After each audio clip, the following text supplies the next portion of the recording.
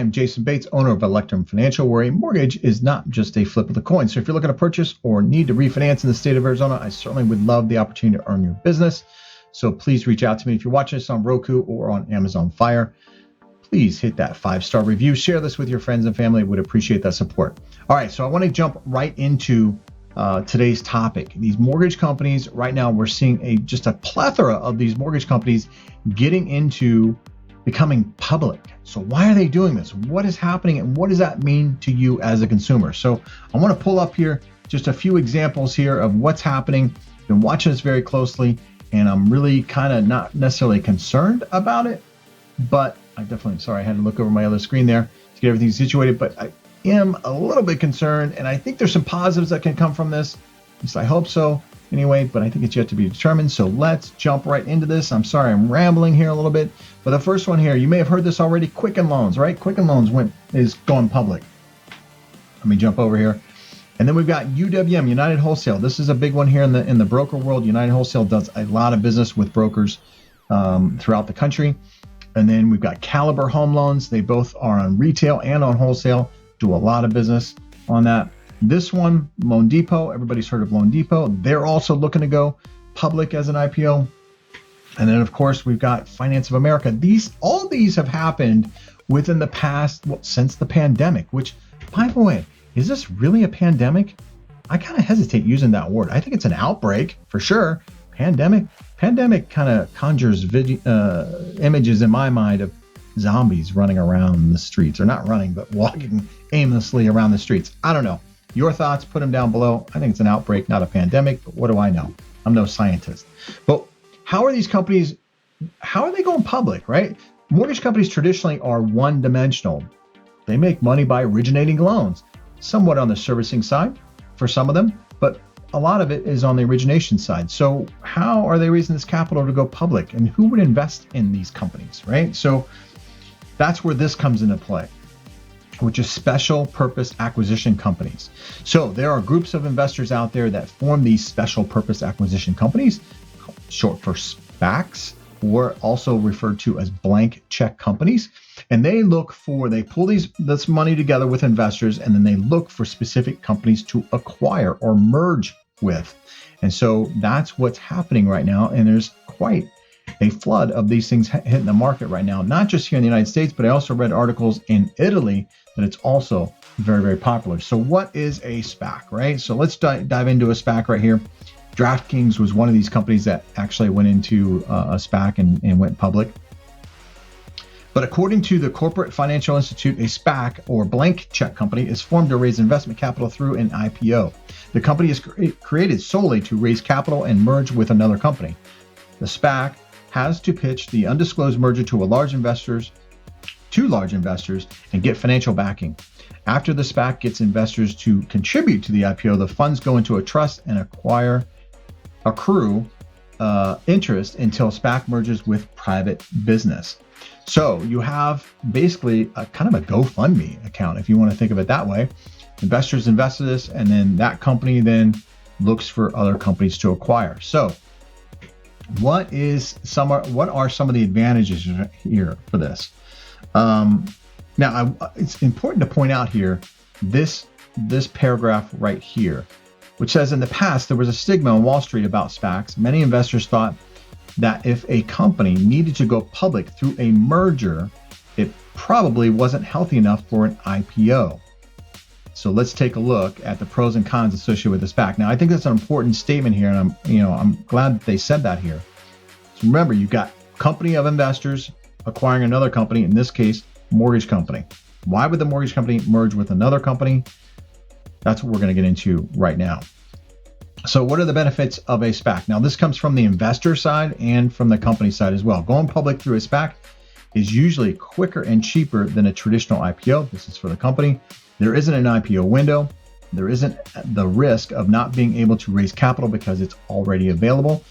That's an important statement there for the company being acquired, the mortgage company in this case, the loan depots and things like that. They don't have to go out and sell themselves or pitch themselves to investors to raise capital. It's already there. SPAC management stays active in the combined company and has a stake in the long-term success. Now, that's an important statement right there. we'll get into that here in a second.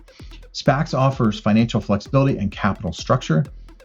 There isn't an IPO threshold. Some small companies don't qualify. They're just too small. They want to go public. SPAC has cash, which leads to immediate capital appreciation. That's important for the company being acquired. You don't have to raise that capital, as we said before.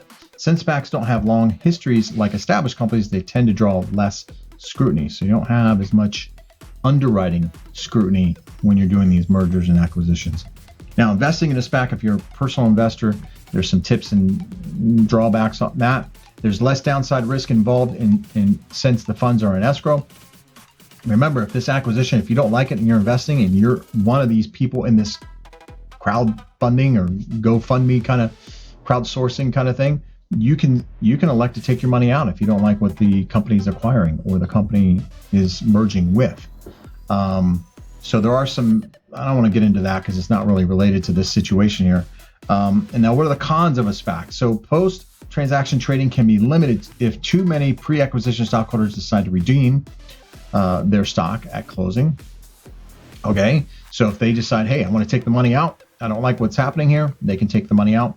The amount of, and I'm going to skip over some of these here, but the funds are held in a trust and saved combined business after the merger. As a result, there isn't a guarantee that the business will get a reverse breakup from the SPAC. So if they want to back out after the acquisition already happened, there's no guarantee on getting your money out of that. You could put your money at risk in there. So although there has been a boom in companies going public through SPAC mergers, they generally don't have steady long-term success rate. Usually they outperform the S&P 500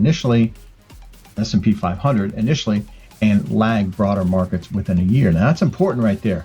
So they come in with a bang, but they don't always last very long. So it's important as an investor to look at that. Now here's a statement that I wanted to kind of go over. There have been a record number of SPAC IPOs in 2020. Some post-merger returns have been impressive. So far, IPOs through SPACs have been outpacing traditional IPOs this year. SPAC IPOs usually apply to be listed on the NASDAQ or the New York Stock Exchange. NASDAQ tends to be more popular for SPACs because the listing standards aren't as strict. So if you're looking to invest in a SPAC, go to the New York Stock Exchange or the NASDAQ for that. So why are these companies doing it? That's what I really want to get into right now. I'll give you my thoughts on why these companies may be doing these mortgage companies. Remember I said these companies are one-dimensional. So raising capital, getting that injection of capital immediately can offer opportunities for them to go other places and look for other revenue streams, such as a servicing. They can shore up that servicing portfolio. We have to remember here in the past, since this outbreak has happened, a lot of companies have lost a lot of their servicing portfolio. It's been pillaged, quite honestly. Everybody's looking to get that lowest rate and do the refinance while the interest rates are as low as they are. Now, interest rates are predicted to stay low for quite some time, as I've said in previous videos. So mortgage companies, because they're one-dimensional, they realize that these rates are going to stay low. These margins are pretty low. Therefore, we need to look at other ways to shore up revenue stream in the future. And one of those ways is to secure some type of servicing portfolio. Well, you need capital to do that. And the quickest way to do that is to go public, get a company that's going to believe in you and looks in the future to say, hey, look, we think this is going to be a good thing for you guys in the future. Therefore, we're willing to invest and acquire and merge with you as a company. That injects that capital. They can go out and get servicing portfolio and shore up when times are lean, because they will be lean here in the future. Right now, times are really, really good. A lot of companies having record-breaking quarters, easy for me to say, record-breaking months, but times will get thin in the future. And so these companies are trying to anticipate those things right now. Now, they also are probably doing this because times are good. Take advantage of it while you can, right? Strike while the iron's hot. That's what these companies are doing right now. And getting this capital put in their bank accounts, so when times do get lean, they can weather the storm as far as that goes and look for other ways to help offset the losses that they're going to get by not being able to originate. So to the consumer, what does this mean to you as a consumer? Well, there's two things that we can look at. There's two ways that we can look at this, really. It can mean a very good thing, actually, for you as a consumer.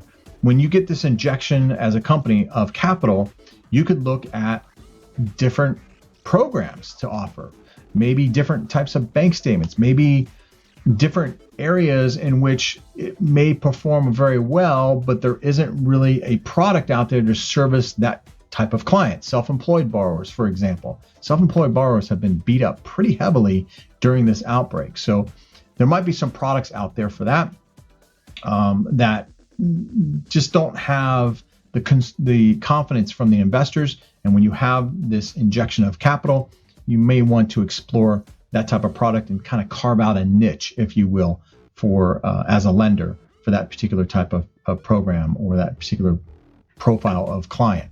So that's one way of looking at it. The other way of looking at it is saying, well, now that you have this other company involved, now you've got more people involved in the daily operations of the company. And that isn't always a good thing. You know, if you have many people and they're not on the same page, that can cause some disruption within the organization, which then they may say, hey, look, we don't want to take that risk. That's not a risk we're willing to take. Therefore, we're going to cut it. We're going to cut our credit scores requirements to 720. Chase Bank has done that since this outbreak has happened, right? They won't even talk to you if you don't have a 720 credit score.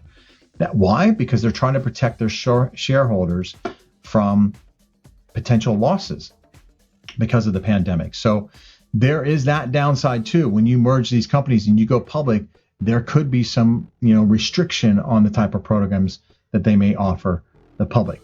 These things are yet to be determined. It's a little worrisome for me, to be quite honest with you, to see these companies go public. And I think there's a mad dash to make that happen. I understand why they're doing it, to raise capital for lean times. I don't disagree with them whatsoever.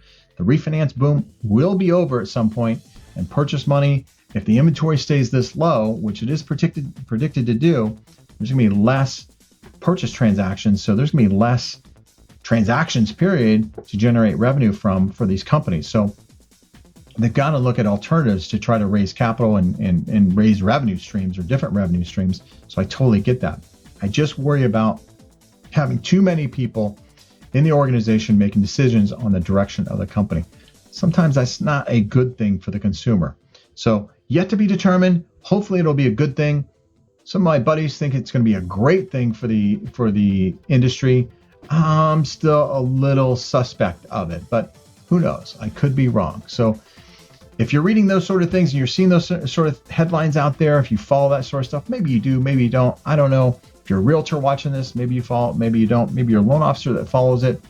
That was my 2 cents on why I think these companies may be doing this right now, and my 2 cents on what it may mean for the consumer. Because at the end of the day, the consumer needs to win, in my opinion. So until next time, everybody have a great week and happy house hunting. And if you need to refinance, reach out to me. Love to talk to you. Until then, take care. Bye-bye.